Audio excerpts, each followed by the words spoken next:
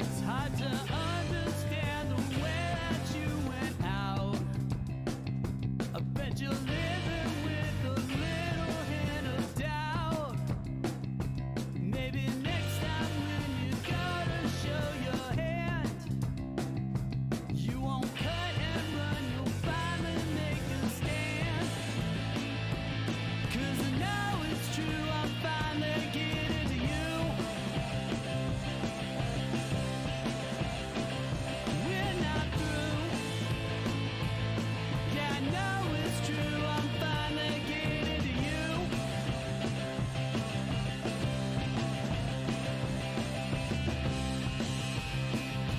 Existential questions always get you down. All you want to know is are we lost or found? Is there something that you feel you need to chase? I bet you thought you put me in my place. 'Cause I know it's true, I'm finally getting to you. We're not through. I know it's true, I'm finally getting to you.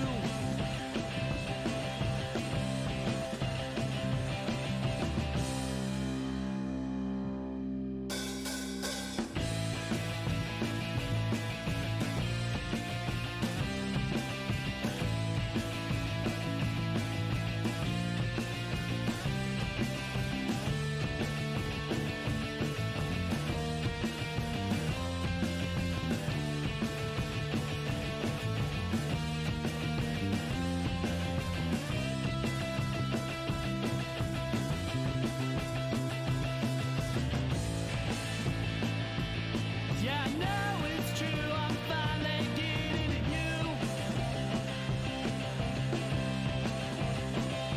We're not through. Yeah, I know it's true, I'm finally getting to you. You can run, you can hide, but inside, I'm finally getting to you. Yes, it's true. I still love you, but I am getting to you.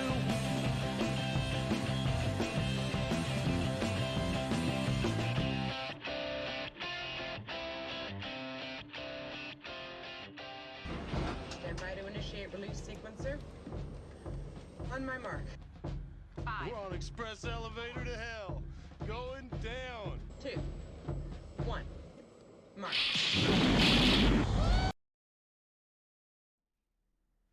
Welcome back to the Resupply with me, GuyNextDoor. And me, just DK. Bringing you your Thanless double tap of all things Space Marines and Laser Force. Hello. Hey, man. What's up? How are you? Good to see you. You're all like, just me and you. We're big. Yeah, Yeah. doing good. Other than I very stupidly fell off my bike today and only have minor injuries, fortunately. But it was particularly epic because I had slowed down to find another cyclist who was changing the tube on their tire, and I was like, "Oh, hey, are you doing okay? Do you need a hand or anything like that?" And it was like, "No, I'm doing good." Not noticing I was like veering directly off the trail, so I tried to overcorrect very quickly and just smashed right over. I would Like, have. that was great. I would have given anything to have been the person that you were slowing down to help. They were like horrified. They're like, "Oh my god, are you okay?" Oh, brilliant. DK, So- you joining the crew in Loveland? Are you joining the crew in Loveland? What, in like 2 weeks? Yeah, I'll be there. Hell yeah. I assume that you got Baden. You got nice to see you, chat. Very nice to see you guys. Lucy, to answer your question, where is Than? Don't know where Than is. Not here. Is it some kind of Comic-Con Oh, yeah. thing? Yeah, he did tell us. But I'm quite self-absorbed, so I paid no attention. It was not about me, so I stopped listening. Yeah, I think he's gone to Comic-Con thing. Comic-Con thing. Do you know where? Like, it's not Comic-Con, right? No. It's not. Well, it's not San Diego Comic-Con. It's I don't know like if Emerald local. City's this weekend or not. So it might be Seattle. I don't know if it's a different one. Yeah, right on. I'm Right not on. not hip to the scene, as the kids say. The kids definitely say that. Hmm. Yeah. So it's just the two of us, but we do have a guest. And if you read the title of the podcast, you probably already guess who the guest is, but we'll talk to him in a second. Want to quickly give a couple of shout outs. The first shout out is I just wanted to touch base again for Luke. And also just the wider team creating content over on the Loveland Laser Tag channel. If you want to go check it out, that's the link there. Oh, this thing is so good. I love shortcuts. Check out that's not his, that's ours.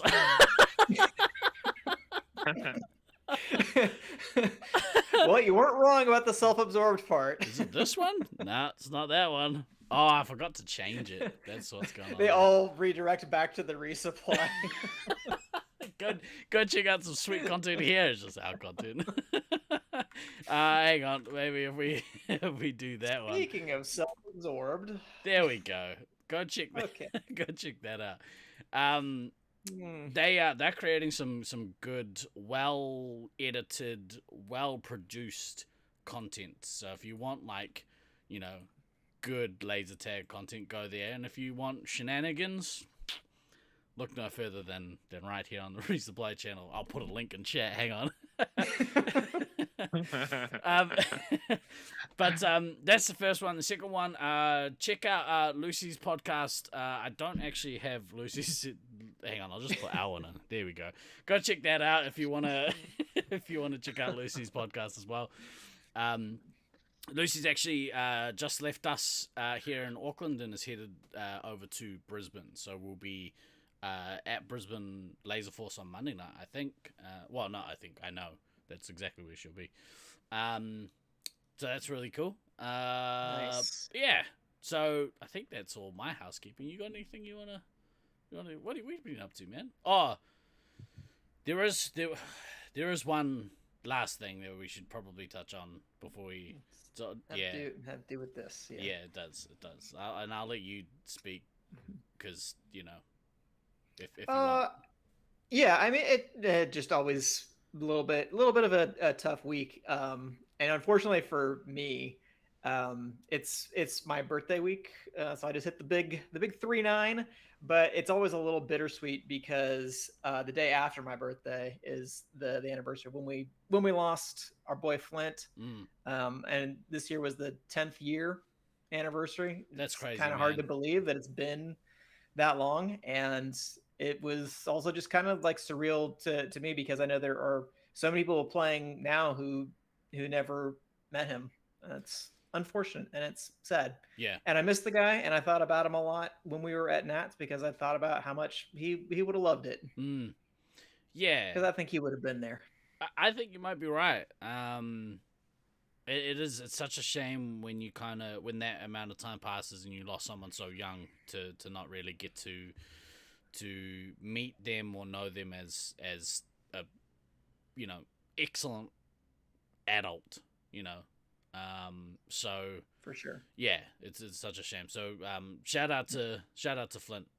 We miss you, bro. I didn't get to know you very well, but I did get to meet you, and We miss him, but yeah. I really admire his family and their work and everything they've done for Huge. suicide prevention and getting the Golden Gate Bridge barrier put in. So that's huge, man. Like, what a legacy!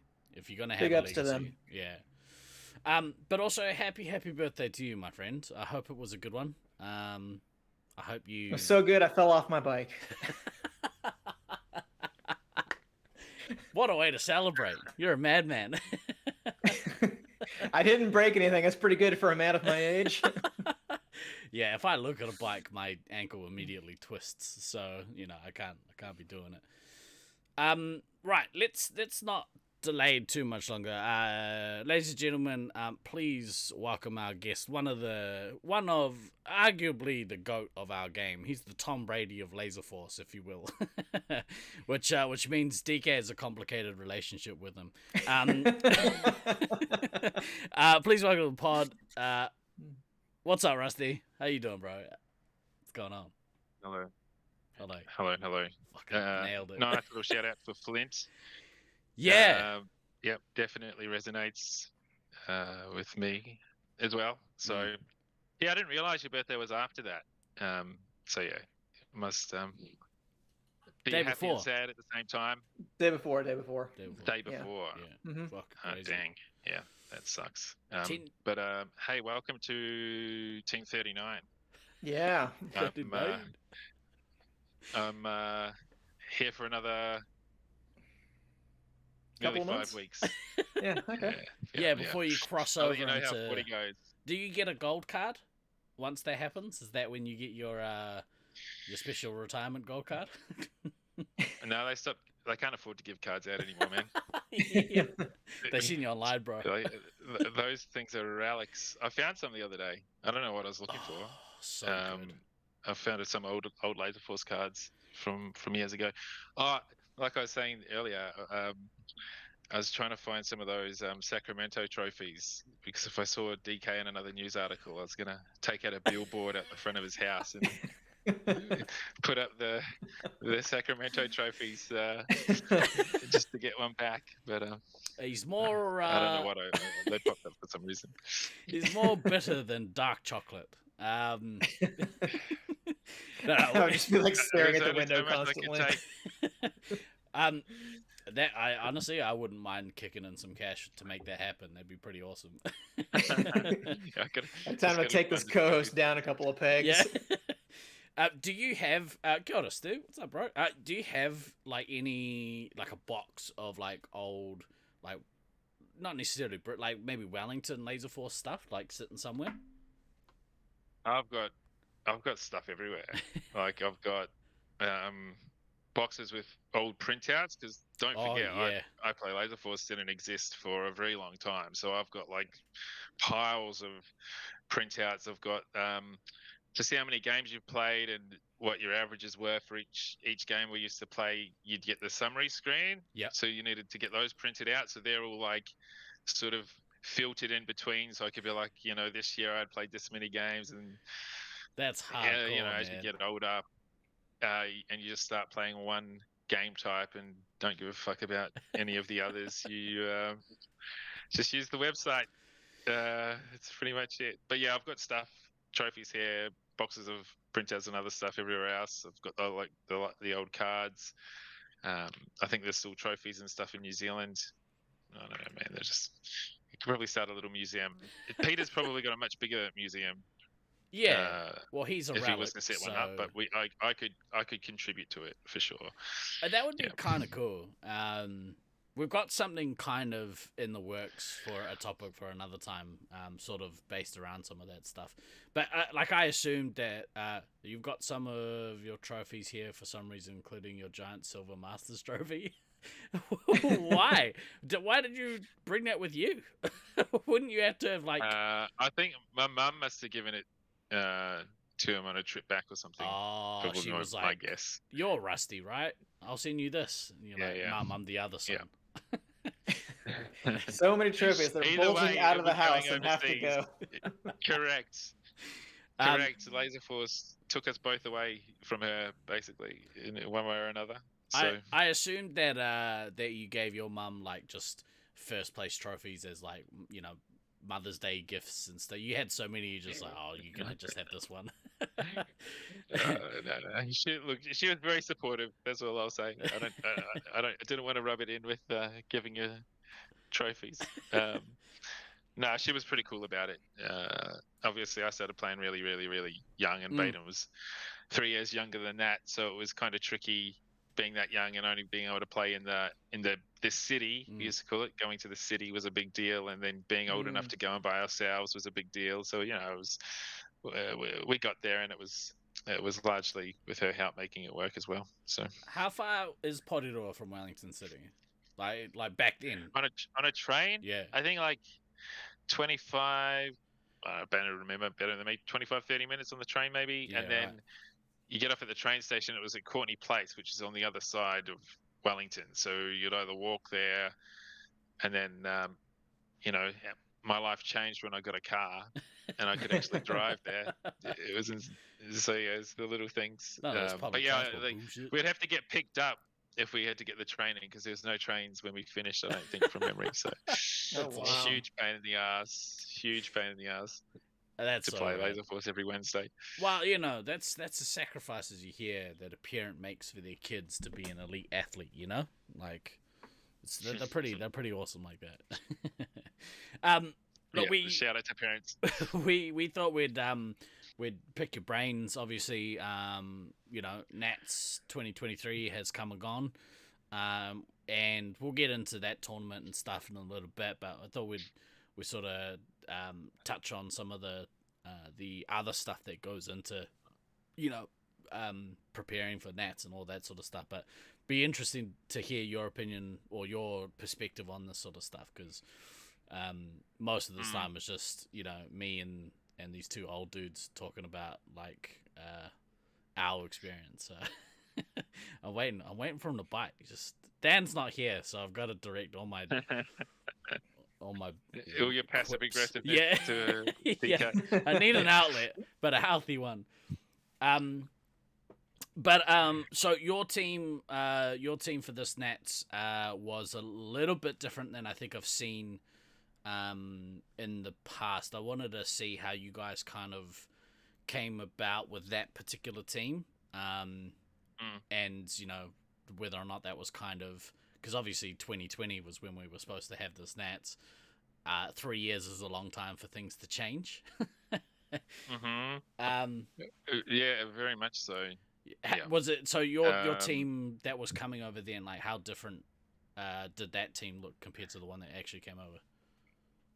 Well, I had a Google Sheets set up for the potential players and who had booked for 2020, right? And it looked, reading the list, it kind of made me happy and sad, because fuck COVID. Like, So it fair. would have been a completely different tournament, a completely different week. We would have had probably 2 teams. I would I'm imagine so. thinking, because it looks like over half had been booked, and we had 11 people interested once this got killed. So I think we probably would have got to the 12. But yeah, the team ultimately would have been different. But the team I was putting together for that would have been me, Traj, Taipan, Sharpshooter, Glader, and Fredo. So that was pretty much locked in. The only person who hadn't booked at that point was Taipan. So then there was 5 other people potentially coming, which was Laser Dude, Squizzer, JFK, Basil, and Troy. So we would have potentially had 2 pretty competitive teams happening. And then obviously 3 years is a long time. So Father Time got Traj, Sharpshooter couldn't make it, Fredo washed up. Whatever. I just don't know. Get So yeah, like the whole thing changed. Yeah. To be honest, and this time around, we have a lot less people, high end players playing these days. So the team was the best we could probably put forward, if I'm honest, without calling people out of retirement. From the active player base, to be fair, for this one. So I had the 6 in mind, and it was just about, is everyone in? Yes. And then it was just harassing people until they booked, basically. Some of them booked like quite late, right? Was it like Basil? Oh yeah, like Basil and Taipan were late bookers. Yeah, that's right. It was like 2 months out or something, right? Yeah, so there was still a chance we were going to be coming with 4 people, So look, they said they were coming. I had no reason to doubt them not showing up. So yeah, it ended up, like, as you know, we've travelled a shitload to play. Yeah. So I've done this long enough now to know if we're getting taken down the stream without a paddle or not. But of course, it would have always been nice to have more people down and at the right skill level to come, but that's the US, the future. Yeah. The future. the US, the player base has enough young people to do that. Whereas I think we're at the back end here Well, a little bit. yeah, we're going through certainly a lull on our end as well. We were kind of talking about just ways that we can go about increasing our membership. But I actually had a meeting with there was a lunch date with Lucy and our ownership this week, just talking about the different things that we could do and the things that they want to achieve, and they seem pretty excited or on board about like growing our members base, which you don't often get from ownership. Like, they just kind of want the birthday parties and stuff, and that's understandable. But if you've got a big old building that's not getting used like 3, 4, 5 nights out of the week, doing something to bring in that revenue is always a positive. But yeah, so well, when you've just had a week like the Nats, like they would have been loving that. Loved it. And if people are there every day and seeing the enthusiasm behind it, and that there was nearly 40 people giving them money for a whole week to play, like there's money to be made if you can get that consistency. For sure. Right? So you'd be crazy as an owner not to try and fill those gaps, which always and seemed that's always weird. baffled us, right? Because we there's been lots of, and we've talked about it a lot on the pod, where we've had ownership at multiple sites that don't want to have members, which seems crazy to me. But wouldn't you rather even $400 or $500 on a Thursday night? Yeah, like on a Monday. Have a kid One would running think. it. Yeah, pay him $100 and like make money. But anyway, not our problem. Not our problem. It is what it is. Yep. But yeah, like, so from that that player base, was it just kind of the top 6 kind of available players, or did you guys have a little bit more cohesion than say like 1 or 2 other players that currently play that have been around for a little while? Or like I said, it was probably close to the top 6 we've got playing. The exception to that, as long as I'm not short of a thought, is a sharpshooter. He's a really good player, and unfortunately he wasn't able to commit to come. So maybe we would have rocked up with 7 if that was the case. But again, look, we've got other people that have started in the last 3 or 4 years that are going to get really good. Like they're showing good promise. Basil's in that batch of players. Him and his mates, the Basil fucking fan club. The Basil bots. Yeah, they love him. They're a great group of guys. They're passionate. They give a shit. They want to win. They want to do really well. So, I don't want to discount the fact that like we don't have other people that are younger and keen to play. Yeah. But there's if you have another 5 or 6 people disappear, it'll be a problem. But then again, they'll probably just find another 5 or 6 mates, and they'll be doing members nights for wouldn't that be nice? The rest of their time. Yeah, potentially. Oh, look, they always seem to bring in a couple of other people just for a night, just to see if they like it. And then That's go awesome. back to the 4 or 5, or then they'll bring another 3 in, and So, I mean, watch this space, right? There's potential that they're going to be able to field 2 Nats teams at some point. That'd be dope. But yeah, the sharpshooter's still one of those players that would have been nice if he could have come along. Yeah. But, it is what it is. Meow came back and played some games. Anarchy ended floating around, and then he disappeared for years, and then he sort of came back recently for some games. So, like, it's all over the shop. We had all over the shop. We had Hurricane turn up this week and play. No shit. Yeah, it was so good to see him. Like, he turned out, like, oh my god. I went to school with his sister. Did you? No shit. Yeah. That's awesome. Like, yeah. Many moons ago. But New Zealand, so it's a small world. It's the best. Definitely. Right on. So you put this team together. Everyone's like, yeah, we're committed and stuff. Let's do it. Did you guys get a bit of a build up before you came over, like training and stuff, or? No, not really. I would have liked if Matt had played more. He's an amazing zone player. He's been playing that the whole time. He hasn't been playing Laser Force, right? So we got.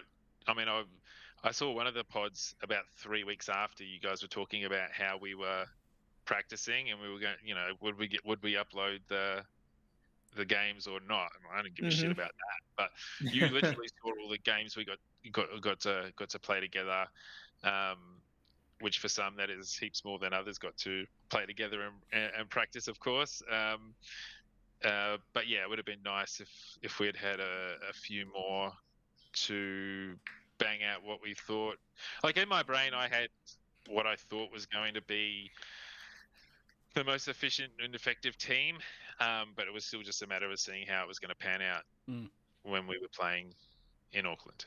So yeah, we got in some practice games. I would have liked to get more practice games. I would have liked Matt to have come back 6 months earlier and just been focused on that, juiced on Laser Force. But yeah, say your stupid zone habit. And I'm not going to bag zone out. We're all friends here. Yep. Yeah, some of us. So is that quite a bit different than like previous years, like in past nets? I mean, you guys are like specifically you and Traj have played together for so many years. Same with Fredo, and then to an extent, like say Scorpion and the Resupply. Did you? Is that kind of like different though than it's been in the past? Like, do you feel like? Oh, for sure. Yeah. Because it was always the team would always be built around. Just me and Peter would be going, and then of course Andrew ended up getting old enough, so we always had 3. Yeah. But we wouldn't always get to the 6, as you know. So we'd pull Fredo out of retirement a couple of times. And I don't think you guys understand. The guy literally for years only played Nats. Yeah. Like he didn't play any Laser Force between them. Like show up, play whatever, go to Vegas, have a good holiday, and then next time he plays Laser Force is the next Nats. It's so, but it was fun. I love playing with him and hanging out with Brian. But I didn't want to do that to him on this last trip. I didn't think it was fair to, like, after 3 years to be like, oh, hey, come and play another Nats. Especially if you've got like active players, right? Like if you've got a semi-active scene. That was a factor. Yeah. I absolutely factored that into my logic behind that. Yeah. So it was always good to know you had 2 or 3 or 4 people locked in. But then, as you know, we always had to, not always, but we'd generally have to take a merc of some description. Sometimes that worked out okay. Couple of years, probably not. Yeah. But it is what it is. Think of some of those times. As I'm not saying. Not going to say. Yeah. No. So it would be nice to have a consistent 6 all the time, but losing Peter, definitely made things a different approach. Because you're always locked in. I'd still take Peter playing medic today if he said he would play. Like I want to give. I don't doubt it. He'd be on the team in a second. So when he had to get that surgery and couldn't even come and hang out, I was pretty bummed about that because I was quietly confident I was going to get him in there for a couple of games. As soon as he said, right? I reckon he would have asked to play. I reckon he would have been. I'll just have a crack. Yeah, I think we could probably play medic and sit in the corner. Like, it was a different vibe having him around. This one. It made it surreal. Like honestly, that's why when people were talking about retirement and things like that, I'm like, oh, I don't know. Now with Traj not here, like that talk kind of seems more serious than it was before. It's like, whatever, as long as Peter's playing, nobody else is going to retire. Be like, this guy's like 10 years older than everybody else, and he's still playing. What's your excuse? Come on. Yeah, that was absolutely what I was hanging my hat on. But yeah, it happened. It happened, boys. There is a end to the road for all of us at some point. Although We'll see. to He my might be back. he might be. To my surprise though, when Yeah, 2025. yeah, he'll be He's, there. we won't be able to keep him out of the ramps. To my surprise, like it kind of had the opposite effect on, say, like Night Owl and Duckman, and at a push Hoodlum as well. Although Hoodlum's not as old as those boys. But like Night Owl, especially just at the end of at the start of the week was like, yeah, this is it. This is the last one. And then at the end of the week was like, fuck, can we go again? Let's play more lasers. Like, there you It's go. not. Yeah. So I don't know. We just need to get Peter at like, maybe we host again. We'll get him in there. Yeah, right on. So I like my chances of sneaking him in for 2025. I mean, not well, that so he needs to know that. you guys obviously have talked about putting your hat in the ring for 2025. I would imagine that that's the likely place, the likely landing place for Nats. And if that's the case, I mean, I'd be surprised if he didn't find a way to go all in. I know where he lives. I can pick him. Goodness, I can pick that's him threatening. and Andrew up at the same time. Yeah. US version of Golden Oldies is forming for 2025. Hell yeah, that's what you want. Are you on that team, Baden? You're getting old. Would that we would be as successful as the other Golden Oldies? Hey, anything's possible. So, you guys come over, you play. Obviously, the lineup is different than it's been in previous years. You had some thoughts about that, DK, or some questions about kind of. Yeah. So if I can just interject for like 30 seconds here in reviewing those couple of practice games that you guys put up, Rusty. Like I was talking to my team about that. It's like, oh, look, they were going Taipan Commander Rusty Heavy, stuff like that, and we're like, that's a trap.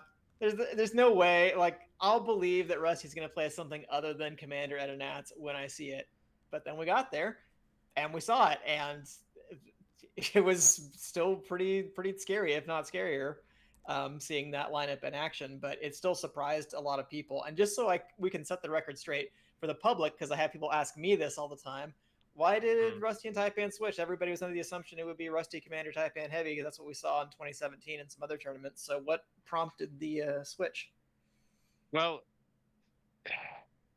I mean, obviously, I put a lot of thought into this because I was ultimately going to be responsible for if I didn't play Commander, one would assume. But triple threat, right? Just playing there in the October. I'm a bit of a stats whore, as everybody knows. Thanks, Stats Guide, if he's on here. So, like, I just looked at how I did Commander versus Heavy in those games, and this is more an individual reflection. And I was taking my age into account as well. That was another factor where I thought, there's going to be lots of running around. Maybe get someone a little younger. But after the practice games where we did do the swaps, like, yeah, Taipan fucking fisted as Commander. I did what I needed to do as Heavy. Traj has always said, he thinks I'm a scary Heavy, which I always thought he was more mindful of me playing Commander, but not necessarily the case, it seemed. So I thought, well, why not? Let's have a crack. And I don't know if Matt's happy for me to share this or not, but after we had played a few games, he did come to me and say, hey, look, can you play Heavy? So that's when we made the permanent switch. And from that point, we didn't actually lose another game for the rest of the round play. We ended up being what I thought at the start was it's going to be quite consistent, and if we had our rotations down correctly and we could both get out and attack, even if it's for 30 seconds, that could be game. Oftentimes it was. Yeah. And there's that window of opportunity where you can have that moment where you can both get out. But if you fuck it up, then Yeah. things could go really bad as well. So, and it did, sometimes as well. You know what I mean? So it didn't work perfectly all the time, but that was my rationale behind it. But I do remember Kadama. We were looking at one of the scoreboards after the game, and he was saying, "No, Thunder asked me about him playing Scout," and I was like, "You're just fucking annoying it with everything you play. Like, get away from Facts. me." So then I was like, "Well." So I asked Kadama, like, "What do you think of me playing heavy instead of commander?" He's like, "I'm not going to tell you until after." And I was like, I wonder what that means. But yeah, he said later, he prefers, or he would have preferred, I didn't play commander, was his thought process. So he was happier that I was playing heavy. So I don't know. I was never Different happy to opinion. see you no matter what you were Yeah. playing. So Yeah, I mean, it's kind of a first world problem for now. But for me, I didn't give a shit. I didn't care what I played if we were going to win the game that we were playing. That was it. And when we made the switch, it was working well. So why change it? The technical piece, we can talk about that later. The finals and stuff. I think I've thought about it enough that I'm numb a little from the pain. But yeah, there was some things that ended up being glaringly obvious afterwards. That we lost the opportunity to have something go wrong in the finals, as you know. So, we've been there. does that answer the question? I think all of us have. I think all of Yeah. us have at one Most time of the or time, another. like it's against you. That we're like, oh, okay, so maybe we should have done this to fucking totem pole, but it's what it is. Does that make sense? Like, it might have been a long-winded answer, but it was just, I ultimately thought it was going to be better for the team, and for the most part, it was. So I mean, it makes that sense. was it. That was it. I don't know about the rest of you guys, but like the COVID break between Nats, for me anyway, I really only speak for myself, but I felt that the amount of time that was lost and the amount of fitness that was lost for me personally just shook my confidence. And I don't know if necessarily that happened for you, but I felt like me stepping down from my traditional heavy role into an ammo role was ultimately better for the team. And I don't know, maybe it's one of those like self-confidence things that you don't play for a while and you get a little doubty. I don't know if you had any of that at all, or if it was truly like, well, it's not so much about me, but rather this person has become, more dependable, or this combination has become more dependable than that combination. Yeah, I don't know. No, look, the age thing for me, I know everyone's like, "Oh, fuck off," you get to play every week and you still do fine, blah blah blah. Like for me, the younger guys, and look, hand on heart, I truly believe that the US, if you were going to build, say, 4 or 5 teams on this side of the world with active players, and you were to build 4 or 5 teams of US players today, that if they all played against each other, the US teams would win. There's more Dominate. depth. Yeah. I feel like there's so many young people, and don't forget these guys like Caleb and those dudes that got to play in 2015 saw some fucking amazing laser tag and got to see some really good players play at the highest level, which would have just been they're sponges, right? You get to soak all that up. Like I remember when I was playing Nats in 2000, the first time seeing someone run over bent over, like that blew my mind. I'm like, I'm going to start doing that. Like you pick that stuff up. So that 3-year gap, as you can see, from the team we were going to take to the team we took, 3 years of age catching up with you.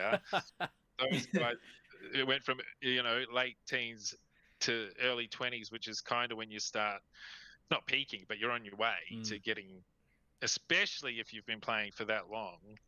I just knew the skill gap was going to be much less. that was, so I wasn't necessarily thinking about and not so much a confidence thing. It was just about what is going to be the best six that we can put in, and what are the best positions we can do to potentially make sure that the gap, if there is one, doesn't get too far in the other direction, which is us chasing the other side. And like I said, for the most part, I felt like we had a really good balance, and we approached and executed really well. It was just those handful of games that didn't go our way for whatever reason, and I know why they didn't, but yeah, it ended up being the difference. So Well, yeah, that was it. So shall we sort of, unless you want to dive a little deeper, DK, but as I said, we could maybe like talk a little bit about the finals matches and kind of what went right and what went wrong.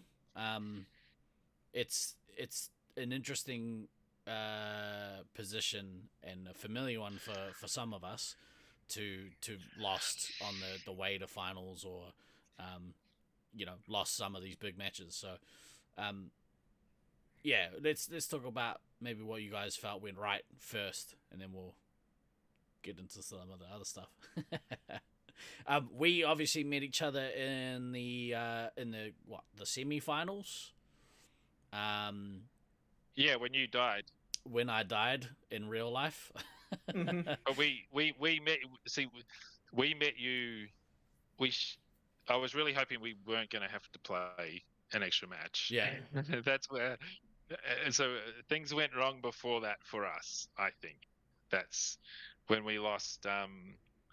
Like this Nats. If you look at our games, I've never played as many games as I have where we lost on points, but we won because we eliminated. Yeah.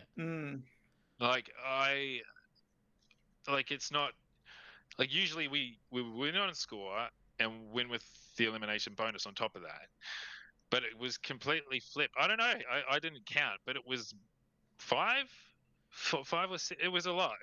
And that was always in the back of my mind that if we don't elim, we're kind of going to get in trouble here. And that's when the first thing went wrong, when it was no offense to Basil and JFK, but was the scout diff in that first elimination winners bracket match. Like we lost both games, we didn't eliminate in either of them. We needed to eliminate in both, and whatever your multi-continent strategy meeting happened the night before on how to beat Brisbane entailed, I assume it had something about staying in disco and Kadama going under the blue target, and he ended up being a huge pain in the ass defending that. And I know I mentioned it to you, and I was still a little bit salty where I'd come around the corner, and if I did manage to get in without him seeing me, I'd pop around to shoot you, and fucking Odin's legs are there. Odin's legs. It's not Odin's face. I was a little bit jaded about that happening a couple of times, but that was what it was, right? If you look at the game, yeah, Thunder and Snuffles just fucking pumped. And I'm not going to throw anyone to the bus, but feel free to look at it. No, I mean, a lot of points. Yeah, no, I've said this on a couple of podcasts, and I'm just like, I'm not like trying to shade Basil and JK at all, because I thought they played great scouts throughout the tournament, but I was that confident that Snuffles and Thunder would be the difference maker, that it was just like, we don't have to try to overmatch the firepower of you and Taipan if we can kind of just handle the pressure, play you guys to about even, and then let the scouts kind of pick up just that little bit of extra differential. Yeah, like I feel like I suppose it goes back to my comment where I sort of said I wish Matt had played a little more leading into it, because like I'm not joking when I said when I was running into attack, I was like spinning around like a helicopter, because I knew one of those scouts was going to pop out in and shoot me. Well, you have like 3 or 4 points of contact, right? When you run into that area, if you're standing in the middle, there's something to your left, your hard left, then a doorway to your left, and then the little cubbyhole to your right. And that's assuming that nobody is standing behind you down the hallway. Like, Yeah, it's gnarly. and look, that's why going across the green floor, and I would start going back and looking at those doorways, and that's ultimately why I was attacking from the green side, which ended up being very predictable because then Kadama would just sit in the cubby. Yeah, so it was kind of like, I don't know, you feel like you're being chased. So the quicker I could get around that corner into the green side, the happier I was, because I knew I wasn't going to get shot in the ass because they wouldn't come across that far. But yeah, they just scored a shitload of points and we didn't eliminate either. But I think our biggest fuck up was after I told the guys after we lost on points, like I was like, okay, I think I figured out how we attack. We go down the red side. I'm not going through the fucking green side anymore. I'm going red side. And I got 8 medic hits. It kind of I'd get to shoot Odin because he was out protecting, sort of letting DK know, and then Kadama would have to pop out and try and shoot me. I might mutual him, or maybe he'd get shot as he popped out to shoot me, which gave me a chance to get in there. Went really well. So, and it resonates with me because JFK is like, man, after that game, we didn't sit down, we didn't talk about what we should do. And this is the biggest thing that's really just eating me up. It's like I should have just gone, fuck it, let's go upstairs. Everybody go upstairs, because there's no fucking way they're not going upstairs to try and pump us. But in the back of my mind, I'm like, they've won the other 2 games by playing green strat, so maybe they're going to try it again and hopefully come out with the right side. But anyway, both Basil and Matt are like, we're going to go to the green side. I'm like, all right, no worries. Game starts. I run up the long ramp looking for Snuffles, and Kadama had already got up to the other resupply. And that was it. We couldn't recover. See, there's all these little things. This is why I still might make this billboard at the front of your house. That pod or that video you uploaded where it had the screen still of the scoreboard, and I had 15 lives, and I'm looking at this thing going, I'm a heavy, and why have I got more lives than everybody else on my team? Like, yeah. I just couldn't process it. So I didn't even bother watching that video because it would have made me sad. It's fair. But I was just like, we had this opportunity where things had gone so bad, not bad, but had gone downhill. We had this opportunity to potentially recover from it, fill up, and just live. But I don't know. The Basil died way before I did. I was the last person alive. Again, that was another really sad thing. And I saw Kadama say somewhere like, after the game, we'd given her 100%. And I was like, I wonder if that guy's ever listened to me talk. Like, I'm not going to just stop playing. Like, I don't give a fuck if I'm playing 5-year-old kids. Like, I'm going to smash them. I've never seen you give less than 100%. Yeah, I was surprised that he said that, because it's like I wasn't going to just not give it a crack. So, a minute 14 seconds left. Yeah. The other thing that happened in that game, and like I said, I love stats, but I wish I hadn't checked this. I ran up to attack because I was full. I ran up to attack. Got Kadama. I think I got you guys, and then I heard Taipan's yelling for me to come back. So I've come down middle ramp to come around red side, and Caleb is standing literally in front of me, and he pulled a nuke. And I've come around the corner as heavy. So even if I was down, I would have come up and got a shot. He shot me, and JFK shot me. mid nuke. So I would have cancelled the first of his double, and then maybe he doesn't do the next one. Yeah. And then Troy still has 6 lives, and yeah. So these are all these little things that have just been eating me up. But then I'm like, at the end of the day, we didn't deserve to win. We lost the winners elimination bracket, and then if it did go to the final match, we were all cooked. I was pretty tired at that point. Like, we could have just got absolutely smoked in the last match anyway, right? We'll never know. But you never know. You never know. There's these little things that it took me a little while to get over this time than usual. It's But kind of nice. We should have just gone. Like that tells me that tells me, and by association everyone else, like how much you care about it. Like, because it wouldn't hurt, if you didn't care, it wouldn't hurt, right? Oh, if I didn't care, I wouldn't go. Exactly. Yeah. Yeah. It's good though, like, to have 20 plus years of competitive tag, and still care about it just as much as young 20-year-old plucky Rusty. Yeah, fuck those guys. Yeah, fucking young jerks with their... How dare they get to live the 20 years of their life that I've already lived? Yeah, without chronic pain. Jerks. Yeah. I had a lot of those same kind of sleepless nights after 2017, so I understand the feeling, but you can resonate. You got some absolutely resonate. You got some wins you can hang your hat on, just a few. Well, that's part of the brilliance of this game too. Like, those handful of moments that happen in any single game that you can point to and be like, oh, if only I had hit that shot, or oh man, I was lucky I got away with that thing, or whatever it is. Yeah, it's brilliant. And there were some crazy ones at this year's tournament. There were a few games that were really on a knife's edge, and just one little thing kind of tips it one side or the other. I remember, and that's the skill gap closing that I was referring to. Yeah. Right? Like, yeah. COVID evened the playing field, and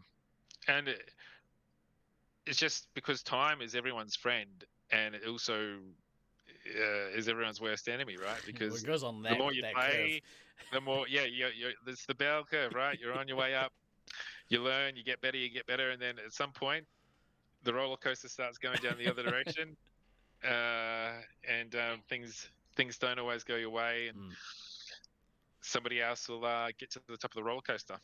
So did you have any like highlights that kind of stuck out from this tournament? I probably should have asked that prior to the stream, but whatever. I always do this, and I drop people over. I don't know, the whole thing. It was, I mean, like the social aspect, right? Like I missed all the pure hatred of Brisbane, Melbourne. Like, that was late 90s, some, of course, early 2000s, as you know. But there were some people I hadn't seen for a very long time. That random, let's go get a steak, turned into everybody coming to get a steak, which I thought was pretty cool.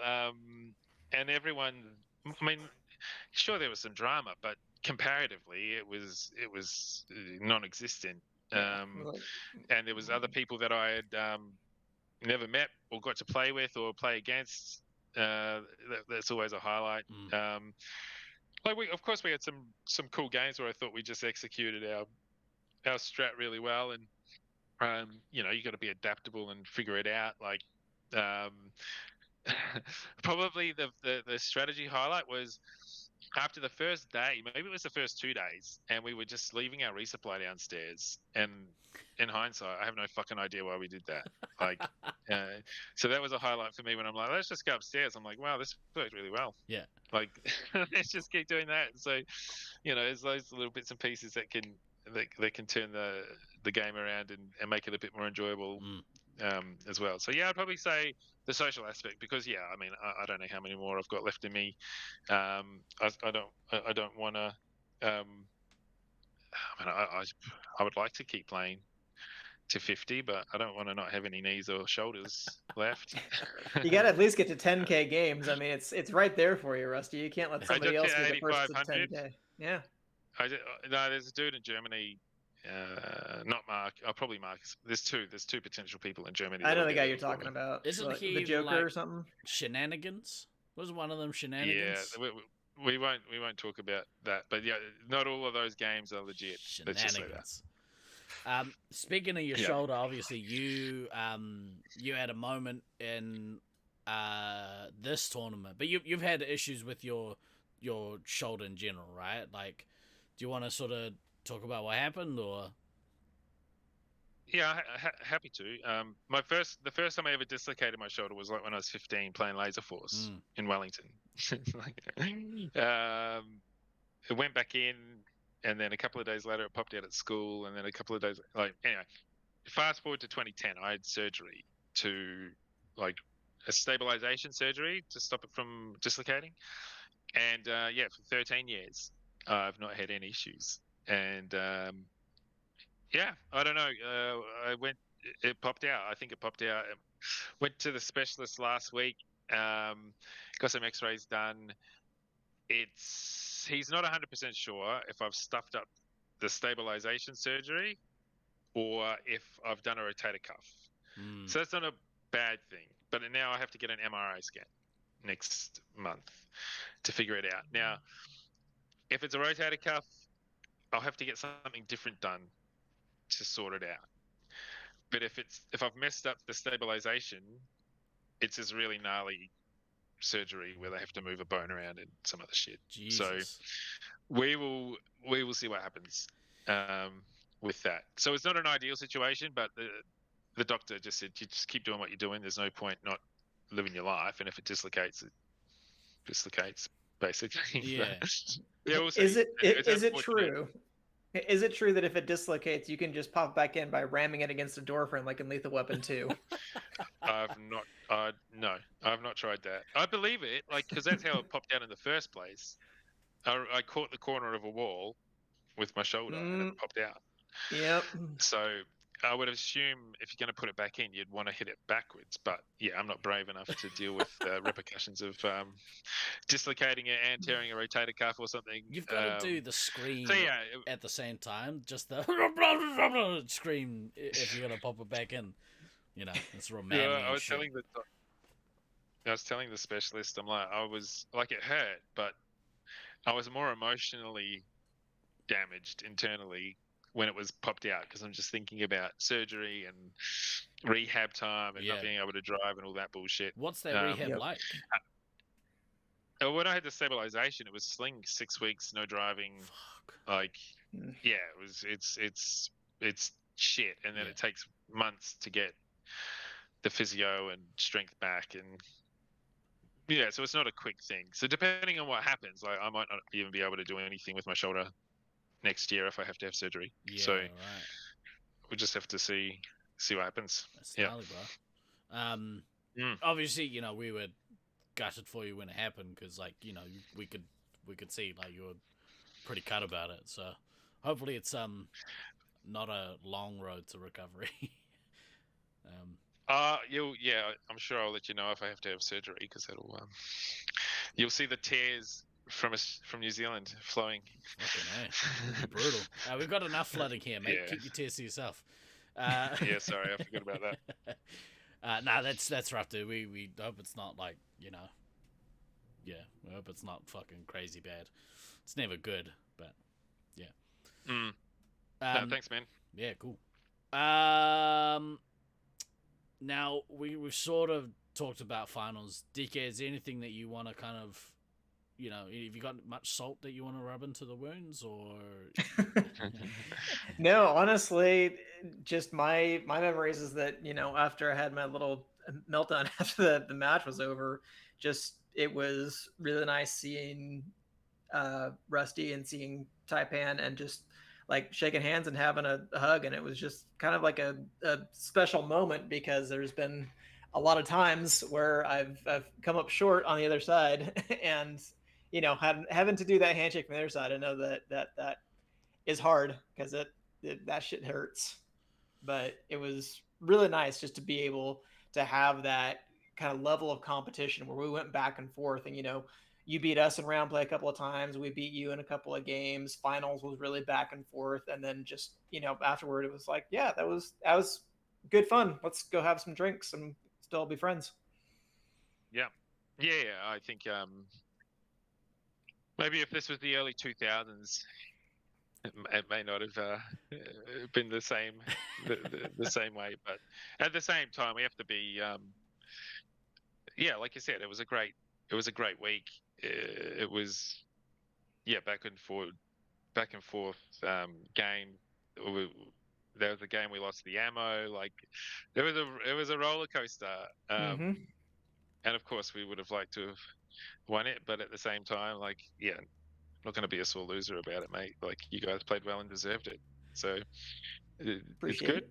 Mm. What's They were some of the best games, honestly, that I've been a part of. I think both of our finals matches that we had, I was just like, the level of competition, just the kind of chess match going back and forth was super cool, because stuff really did slow down. And you're talking about not getting the elim in those other games, just because I think our two teams were just like kind of attuned to what the other one was doing, so it was a lot harder to get ground. Yeah, yeah. I'm sad I didn't get to try out the attacking from the red side strat again. I just wanted to know if that was actually the ticket. Um, but anyway, maybe 2029 can give it a crack. Yeah. There we go. All of us are definitely still playing. We'll be playing. So It'll just be competitive. Yeah, it'll be the B team grudge matches at that point. We'll be battling it out for sixth place against each other. No upstairs. No upstairs. Oh, of course. No upstairs. Is, yeah, ramps. No. We don't need to do that. Yeah. Or every Nat will be in Syracuse. Yeah, sorry. yeah, on the ground floor. Yeah. Hell yes.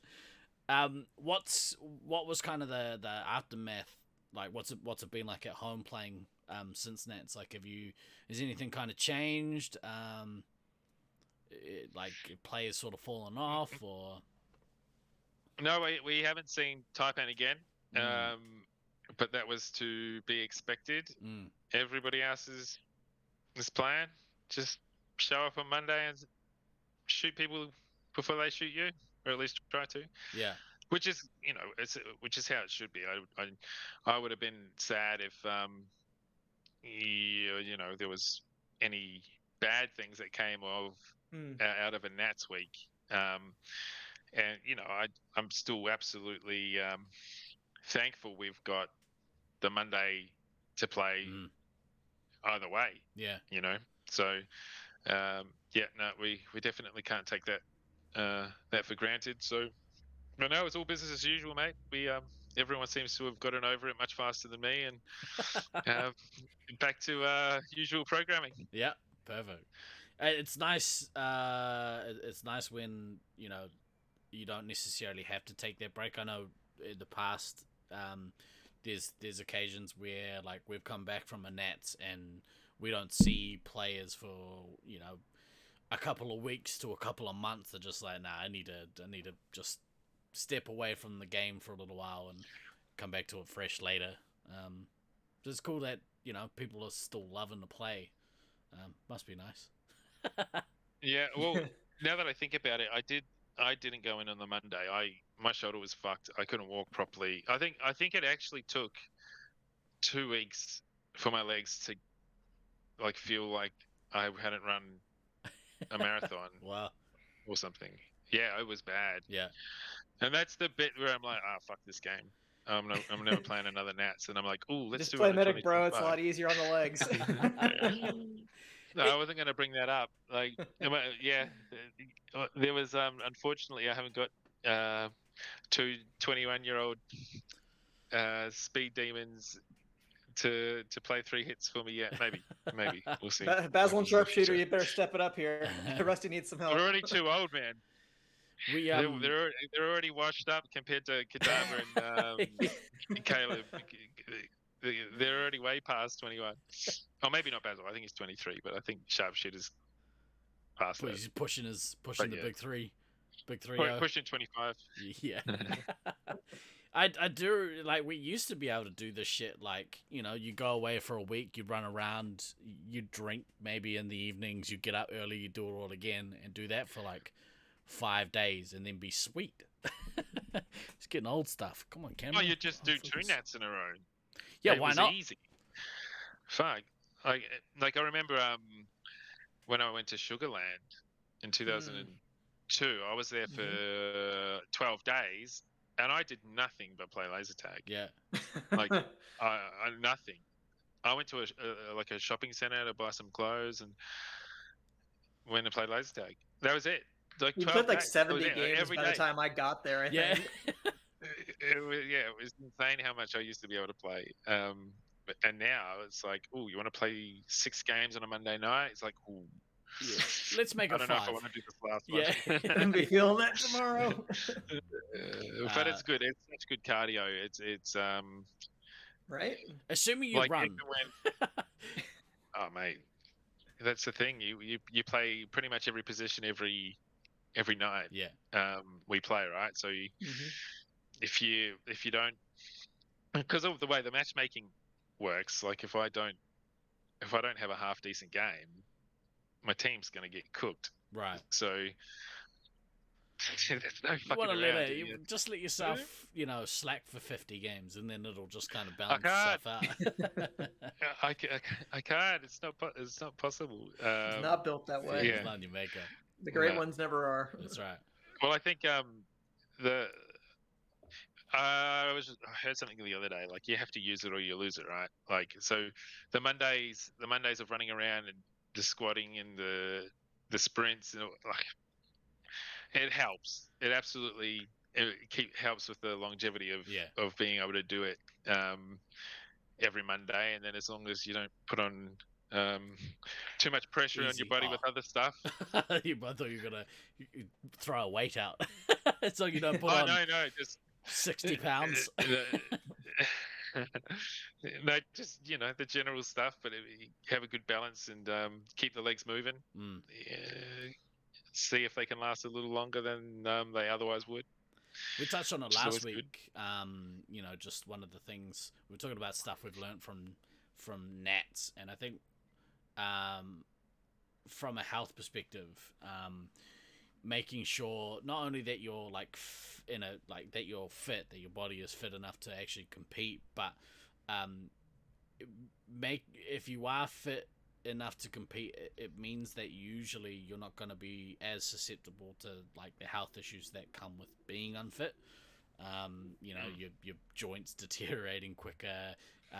You know, if you catch something, it takes longer for your body to get rid of it.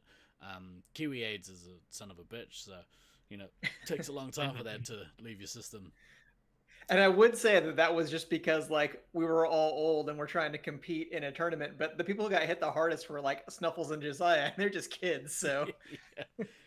it's not just the playing and the getting old factor. Yeah, for sure. Oh, it makes a huge difference for that stuff.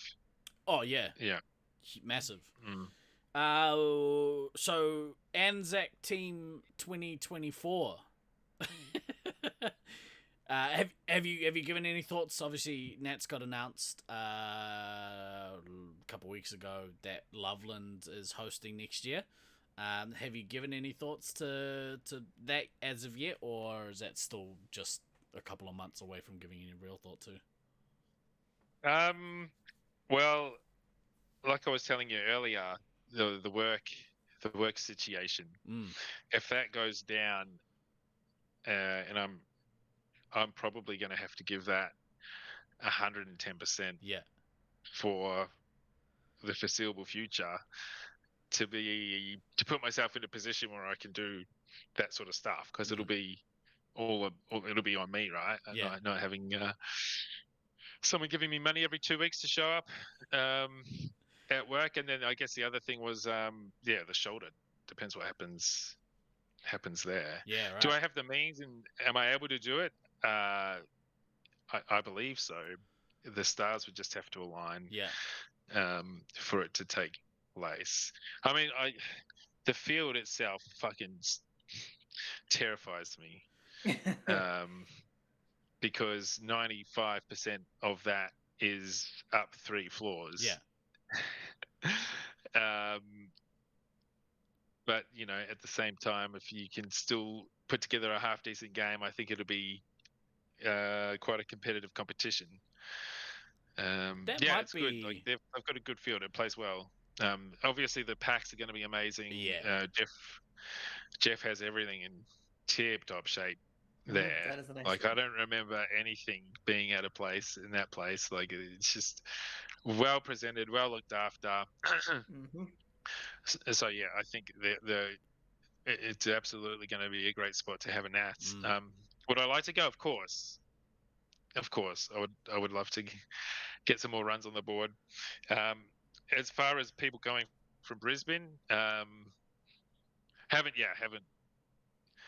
had any type of conversation. I kind of joked about it the other day, and then so did Matt. Actually, we still got our team chat. There was some chit chat in there. Yeah. But yeah, time will tell. Like I think every time we went to a Nats, we always booked sort of February, March.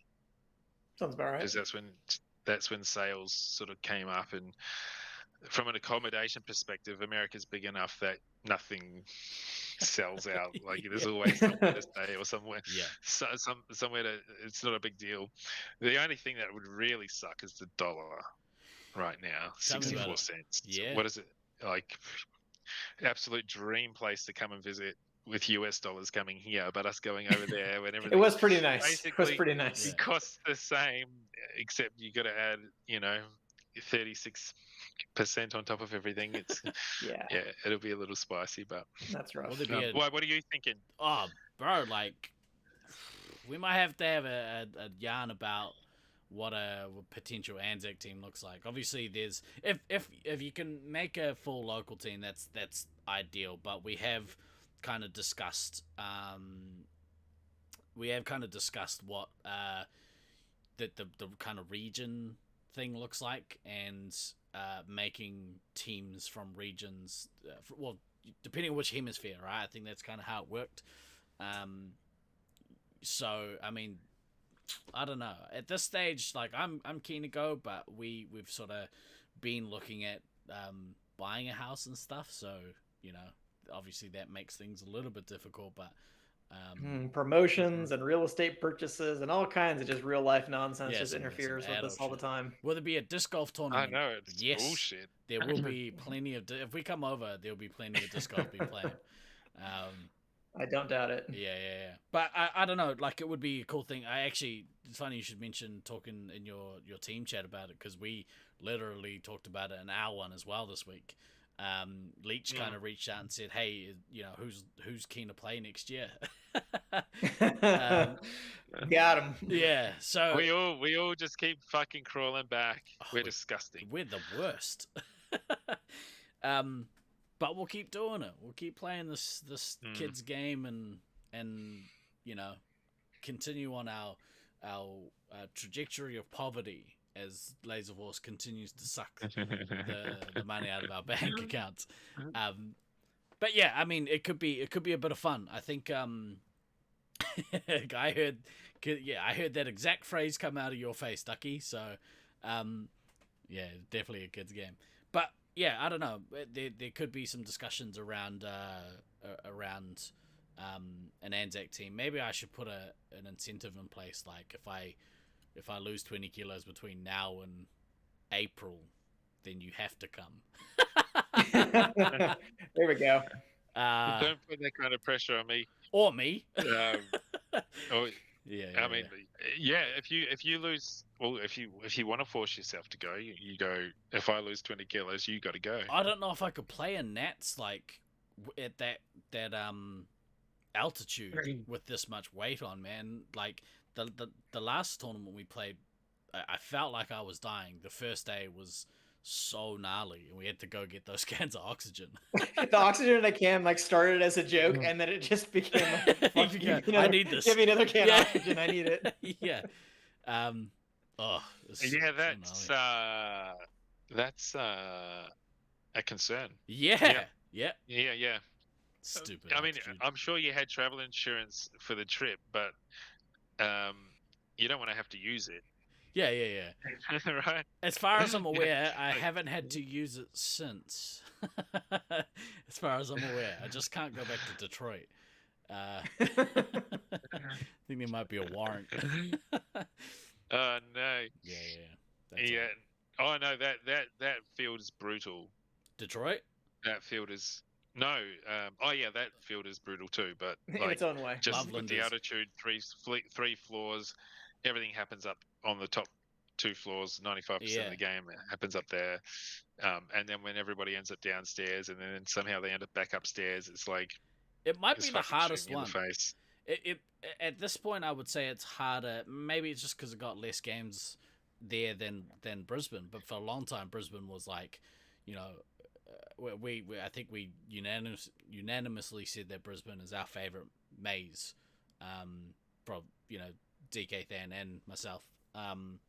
But Loveland is a hard place to play, so it's no wonder why they have, as many good players coming out of there as they do. Yeah, Oh yeah, their Nats team is going to be beast. lethal. Yeah, Yeah. Be a good one. although these California jerks, they did some magic at our maze, so.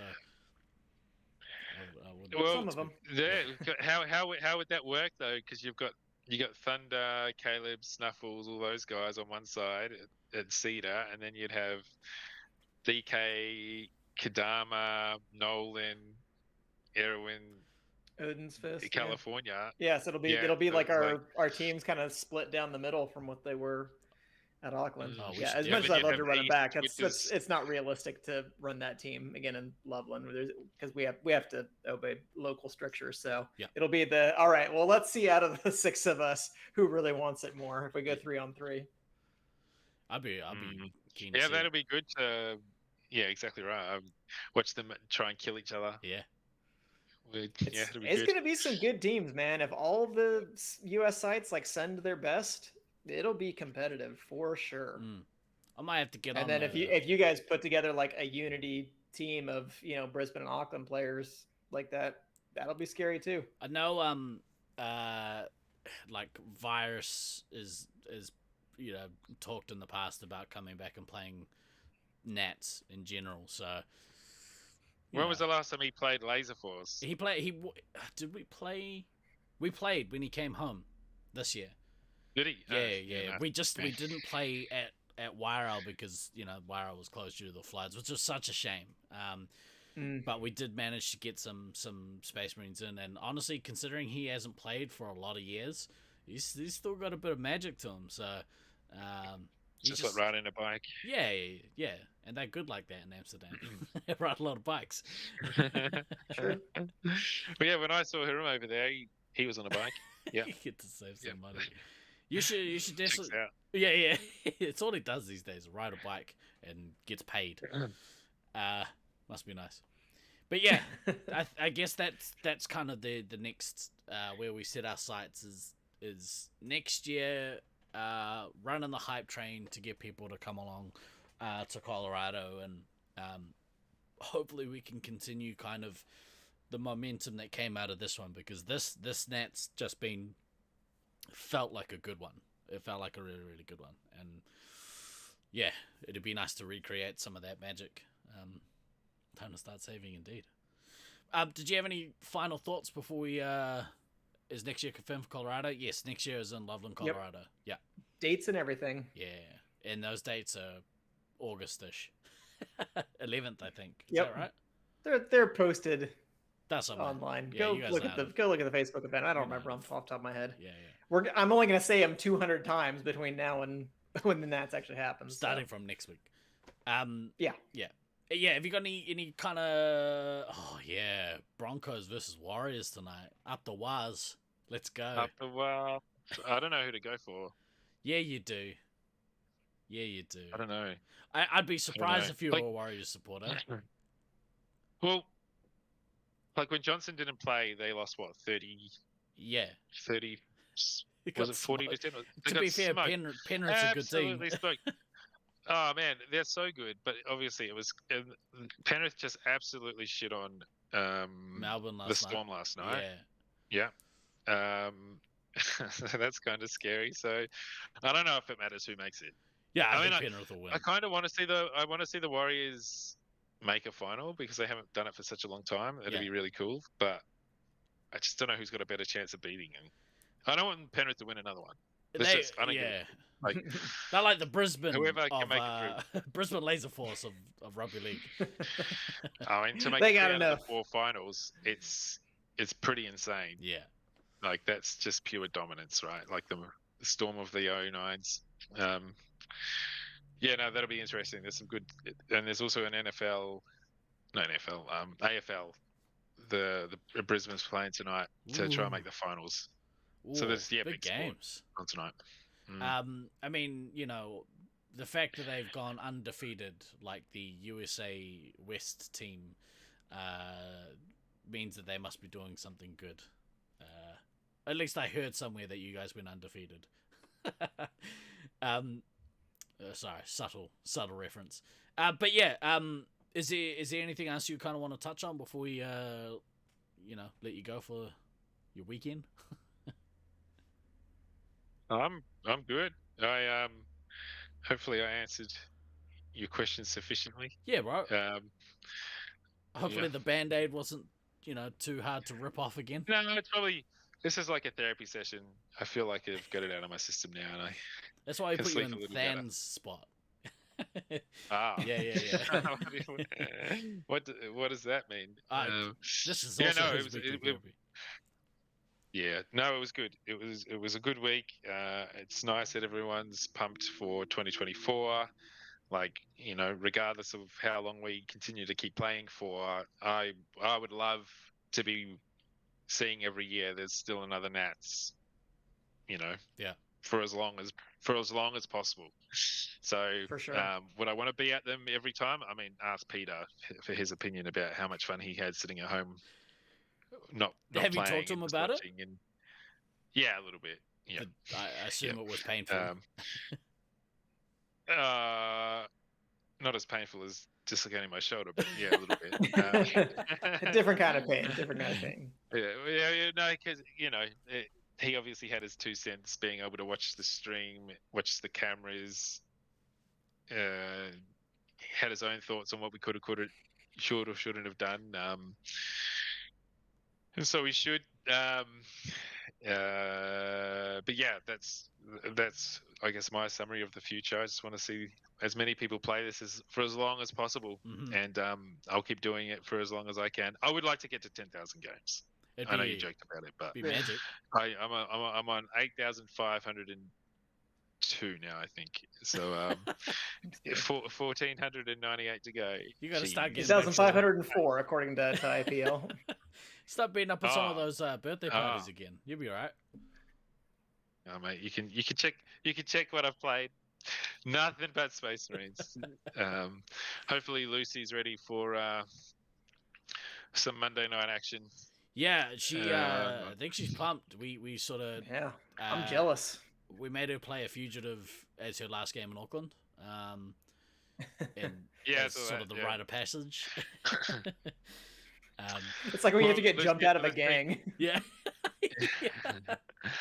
Oh, see, the first few games, I don't know if Chris's system will pick up her ability. Start from scratch.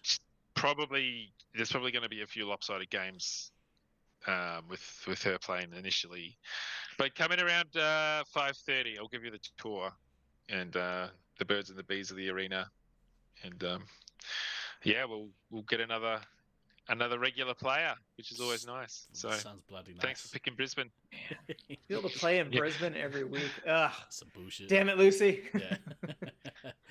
All right. Well, thank you, bro, for coming on this week. We appreciate it. Obviously, we been pestering you to give us your POV for a few weeks. So yeah, we appreciate you setting aside some time for us. And bro, it's always nice to chat with you. I fucking love having a yarn. It's great. My pleasure, boys. It's absolutely awesome to catch up, and I'm happy that you guys do this every week. The more we can get this out to the peoples, the better. Yeah. So happy days. On that note, check out Love and Laser Tag, their YouTube. They're putting out some excellent laser tag content. Obviously Tivia's podcast, exclamation Tivia in chat. I should really set all of these up. Excellent tag related content there. Lucy does a podcast predominantly in Czech, but there are a couple of in English pods. Check those out. DK has started doing some game. How would you describe it, DK? Game Game recap? breakdowns, Yeah. commentary. Those are on our YouTube channel. I don't think I put a link to our YouTube channel. Go check it out. Nah, never seen it before. Yeah, there's heaps. The more content that there's out there, the better. Go and consume all of it, because we love it. We love this game. We'll keep making it for ourselves. If you guys want to consume it too, go nuts. You help us out with this outro. For this week, I've been GuyNextDoor. I've been DK. I've been Rusty. Boom. Fucking nailed that shit. Always hold your gun up. Always remember to hold your gun up, kids. We will see you next week. Enjoy the bloody rugby league tonight up the wires. Ka kite anō. See you next time. Bye.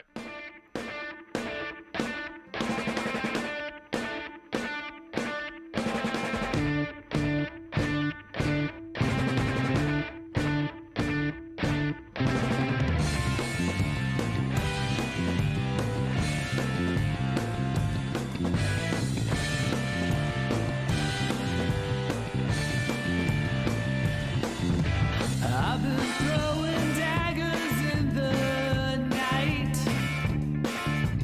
I've been chasing all the stars, stealing all their lights. The cut so sharp, cut so